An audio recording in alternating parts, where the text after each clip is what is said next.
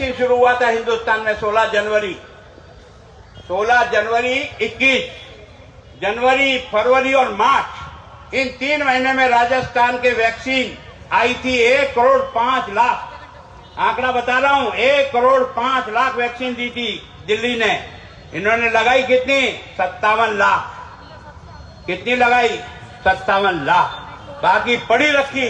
अगर ये सारी वैक्सीन लगा देते ना, ये दूसरा जो महामारी आई जिसमें आपका और मेरा बेटा गया ना, वो कम से कम बच जाता तुमने बेईमानी की। ये वैक्सीन बीजेपी वैक्सीन है, ये नरेंद्र मोदी वैक्सीन है, इसलिए नहीं लगाना। ये कौन सी राजनीति का धंधा हो रहा है? अरे ये देश का ऐसा प्रधानमंत्री है जिसने हिंदुस्तान की जनता को भयमुक्त किया है। दोस्तों, हमें कभी पाकिस्तान गुर्राता था, कभी चीन गुर्राता था, कभी हमारी बाउंड्री में घुस जाता था, कभी मार जाता था फौजियों को। लेकिन आज दिन तक कांग्रेसियों, तुमने उसका मुकाबला नहीं किया। तुमने तो बंबई के दंगे का भी, ये जो 26/11 हुआ था, उसमें जो समुद्री सीमा से आकर के हमारे यहाँ मार करके सैकड़ों लोगों को चला गया, उसका तुम बाल बांका नहीं कर सके। पर ये देश का प्रधानमंत्री है, इसने केवल 8 फौजियों को रात को मार के गया था, पाकिस्तान का आदमी, 8 फौजियों को। और यही रावत साहब जो अभी दिवंगत हो गए, दोनों ने मिलकर कहा सालों को अंदर जाके मार के आओ, और ढेर करके आए कि नहीं आया। अगर देश को ताकतवर बनाना है ना, तो फौज को ताकतवर बनाओ। पहले तो फौज को गाजर मूली की तरह से कटवा देते थे। कश्मीर में बाटा फेंकने वाला बाटा फेंक जाता था। आए दिन कश्मीर में हमारा बच्चा मर जाता था। रोज समाचार आता था, आज इसका बेटा गया, आज इसका बेटा गया। लेकिन हिंदुस्तान के इस प्रधानमंत्री ने अपनी फौज को कहा, चला के गोली मत मारना, लेकिन अगर सामने वाला एक मारे तो 10 ठोकना। मैं नरेंद्र मोदी तुम्हारी पीठ पे बैठा हूं, याद है। और उसके बाद फौज के हाथ खुल गए कि नहीं खुल गए? अगर कभी आए भी सही ना, तो सालों को धमाका मारा। और आपने देखा होगा वो जो पुलवामा हुआ था, पुलवामा में हमारे 40 फौजिया टुकड़े टुकड़े हो गए थे। आपने और हमने सबने वो दृश्य टीवी पे देखा था। एक सिरफिरा यानी पाकिस्तान का दलाल और पाकिस्तान का व्यक्ति हिंदुस्तान की फौज में, हिंदुस्तान की सीमा में आकर के किसी घर में रुका हुआ था, आईडी लैक्स देकर के, और उसने बचेड़ा मारा और 40 फौजियों को टुकड़े टुकड़े कर दिया। जब आपने चादरे में ले जाते हुए उनकी बॉडी देखी ना, आपका और हमारा हाथ पैर कांप गए। सारा देश एक ही बात चाहता, मुकाबला होगा, इसका जवाब चाहिए। और हिंदुस्तान के इसी प्रधानमंत्री और यही रावत साहब जो भी दिवंगत हो गए, इन्होंने योजना बना करके रात भर उस वार रूम में बैठे जहां से युद्ध का संचालन होता है, हमारे प्लेन उड़े और उड़ करके जाकर के सालों को धराशायी करके मार करके वापस आया, तब जाकर के देश बचता है। यार ये क्या है? अभी चीन आपके बाद में देखो ना, चीन इधर भेटी मार रहा है, पाकिस्तान इधर भेटी मार रहा है, और पप्पू कह रहा है क्या हुआ क्या हुआ, जाके देखा था ना क्या हुआ था, क्या हुआ, क्या बोलता है, किस भाषा में प्रयोग करता है। ये तुम्हारी पार्टी का नमूना है। इस पार्टी को तुम इसके आधार पर चला लोगे? क्या तमाशा हो रहा है? इसलिए आक्रोश रैली देश के लिए है, बीजेपी के लिए नहीं। हम इस आक्रोश रैली में क्यों आए? हम बीजेपी की डंडा तोड़ने नहीं आए, हम देश को बचाने के लिए आए।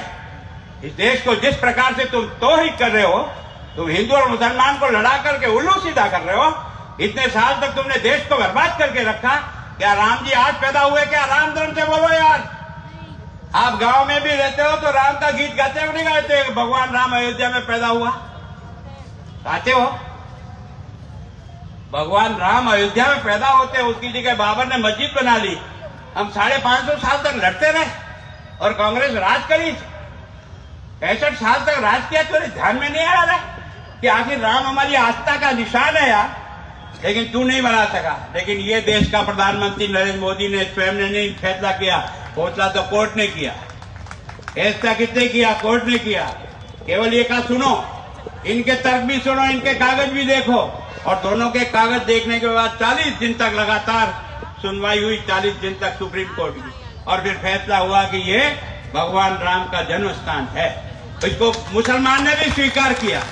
आपने देखा उस दिन लोगों को लगता था कोई दंगा हो जाएगा, नहीं, हिंदुस्तान के मुसलमान ने भी उस फैसले को स्वीकार किया और हिंदुस्तान के हिंदुओं ने भी स्वीकार किया।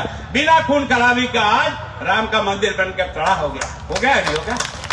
तुम तो राम को लटकाए रखते थे ताकि वोट की खेती चलती रहे, वोट पड़ते रहे, आपस में लड़ते रहे और ये माथा फोड़ते रहे, तुम्हारी वोट की खेती चलती रहे। ये ऐसी पार्टी से मतलब है। इस पार्टी को समझने का प्रयास करो यार।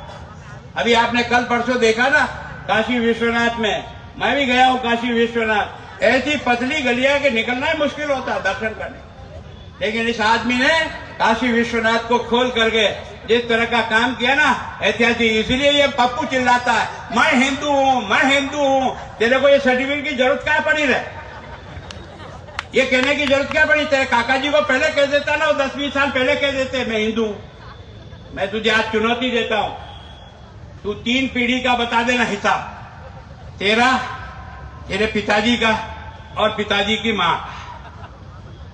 अगर 3 पीढ़ी में तेने कभी भी हिंदू त्योहार मनाया हो, तेरे घर में तेने राखी मनाई हो, होली मनाई हो, दिवाली मनाई हो और कोई फोटो खींचा हुआ हो, तो जनता के सामने जारी कर, समझ में आएगा मैं हिंदू हूं, मैं हिंदू हूं। तो हिंदुओं को तो आपस में लड़ाने का धंधा कर रहा है। यही बात दूसरों के लिए नहीं कह सकता, नहीं, क्योंकि वो तो वोट की खेती है ना। समझने का प्रयास करो दोस्तों। अगर देश को ठीक ढंग से चलाना है ना तो अपने मन को खोल के रखो। राजनेता तो अपने भाषण देके चले जाएंगे, पर भगवान ने तुझे भी तो बुद्धि दी रे, शांति से बैठ के सोचे ना। इन्होंने 54 साल तक राज किया, 54 साल तक। आपके गांव मुंदरी में 54 साल में कितना काम हुआ, ताकड़ी के चेहरे में रखो, और भारतीय जनता पार्टी का 6 और 7 13 साल का काम एक साइड में रखो, और भगवान का नाम लेकर के चेहरा उठाओ। तुम्हें लगेगा भारतीय जनता पार्टी का काम तेरे गांव में ज्यादा है, ज्यादा है। समझने का प्रयास।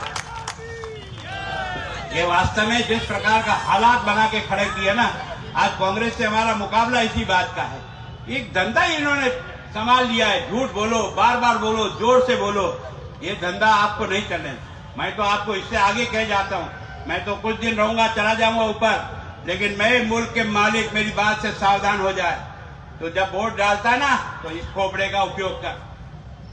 ये तुझे क्या कहता है, इसको कर। ये माता बहन इतनी बड़ी संख्या में बैठी है।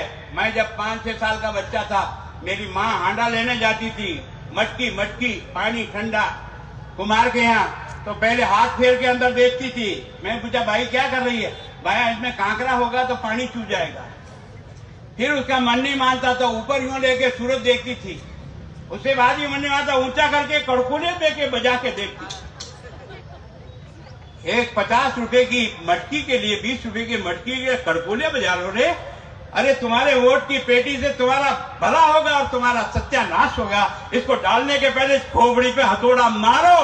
किसे देने में फायदा और किसे देने में फायदा नहीं है, तब तुम्हें समझ में आएगा वोट का मतलब क्या होता है। वोट समझ कर डालने की प्रयास करो।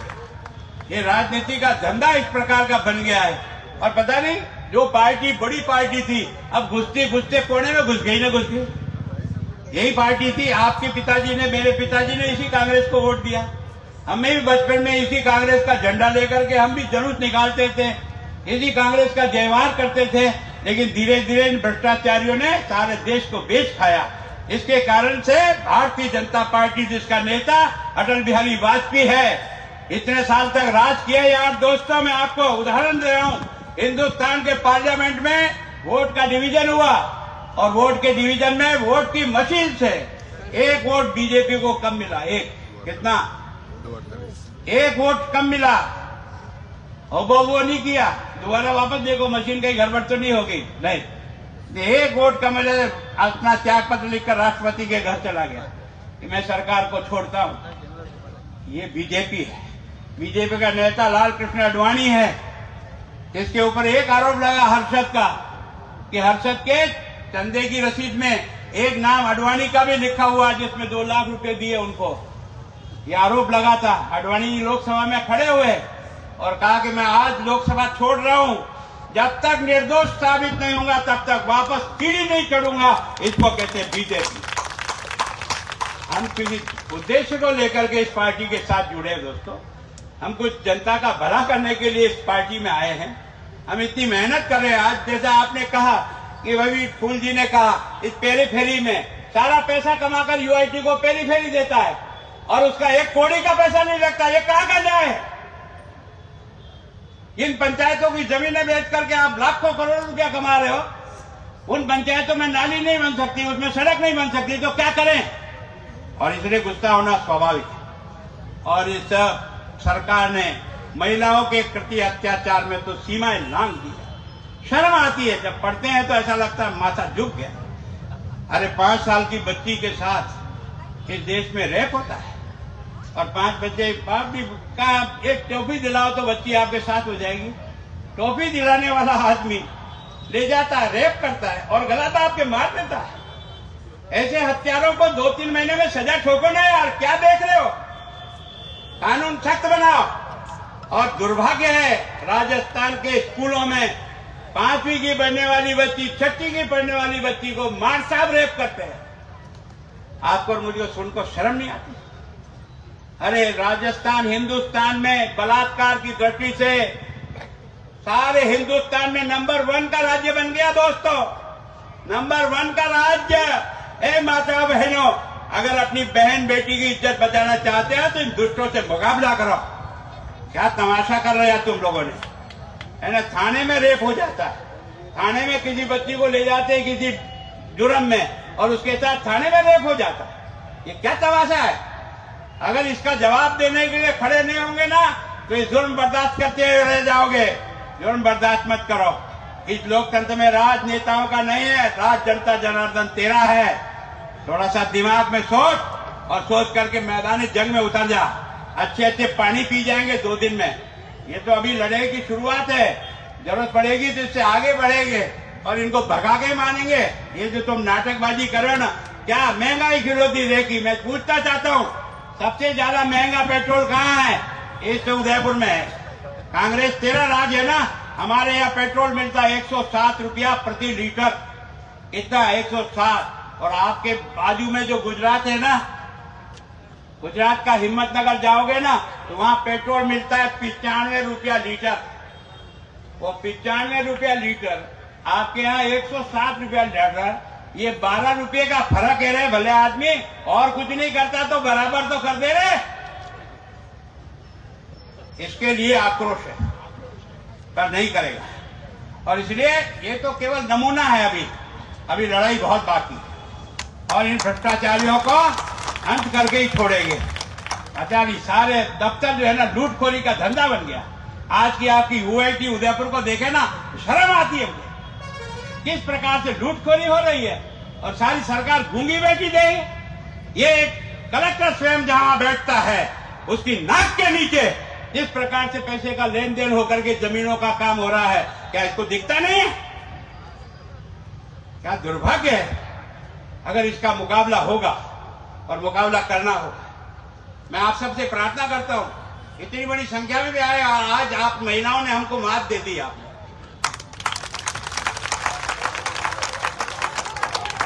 सच में आपको प्रणाम करता हूं, और प्रणाम करता हूं इस बात के लिए कि आप लास्ट तक भी बैठे रहे, उठ के नहीं गए।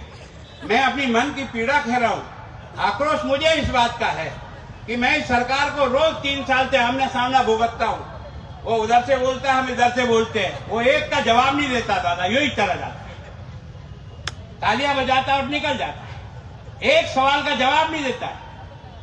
मंत्री से पूछे कि भाई तुम्हें आखिर ये फसल खराबा हुआ। मैंने 5 साल में फसल खराबा का मंत्री था, मैं दावे के साथ कह सकता हूं, मैंने 5 साल में वसुंधरा जी के नेतृत्व में जो फसल खराबा का पैसा एक एक तहसील में करोड़ों रुपया भेजा, करोड़ों रुपया। आज की तारीख में 3 साल हो गया, एक पाई नहीं आई है किसान को, एक पाई। क्या सरकार चला रहे हो? मजाक कर रहे हो? क्या हो रहा है? पैसा तुम्हारे पास पड़ा है, पैसा भेजना नहीं जानते हो तुम, समय पर इसको हिसाब नहीं करते हो। और कब करेंगे? जब चुनाव आएंगे ना तब बांटेंगे। मैं बांट रहा हूं, तेरे काका जी का है क्या बांट रहा? पैसा तो जनता का है। इस दुर्भाग्य से निपटना होगा और इसलिए मैं आपसे विशेष रूप से निवेदन कर रहा हूं कि आप इसको अपनी जिम्मेदारी समझो। और जिम्मेदारी समझे, ये देश तुम्हारा भी है, हमारा भी है। इसी देश का अन्न जल खाते हो, तुम भी खाता हूं, मैं भी खाता हूं। इसी का श्वास लेकर के जिंदे हो, तो क्या इस देश को बचाओगे? नहीं। इन राजनेताओं के हाथे इस तरह से बिक जाने दोगे देश को? मैं सोचता हूं नहीं बिके। इसलिए आपसे प्रार्थना करने के लिए खड़ा हूं मेरी प्रार्थना है कि आपने बहुत धैर्य से मेरी बात सुनी। मेरा हिसाब से मैं भी कई रोज मीटिंगें करता हूं, पर लोग उठते हैं, आज कोई नहीं उठा। मैं आपका बहुत प्रणाम करता हूं। और थोड़ी देर और बैठना आप, क्योंकि आज का हमारा 50 साल हो रहा है पाकिस्तान को 2 टुकड़े करने का। अब पाकिस्तान को 8 टुकड़े और करने हैं। हिम्मत के साथ डटे रहो, तब लगेगा क्या होता है। जिस प्रकार से देश को तोड़ने वाली ताकतें बन रही है, उसका इलाज होगा। इसलिए उन शहीदों को आज आप श्रद्धांजलि भी देंगे और उन बहादुरों का भी आप सम्मान करेंगे, जिन्होंने अपनी जान पे खेल करके भी दुनिया का सबसे बड़ा 93,000 सैनिकों को आत्मसमर्पण अगर किसी देश ने कराया और किसी फौज ने कराया, वो हिंदुस्तान का अरोड़ा है। इसने फौज के सम्मान दिया। इसलिए थोड़ा सा और लगेगा, 10 मिनट पर रुकना जरूर। चले मत जाना, बिखरना मत। धन्यवाद।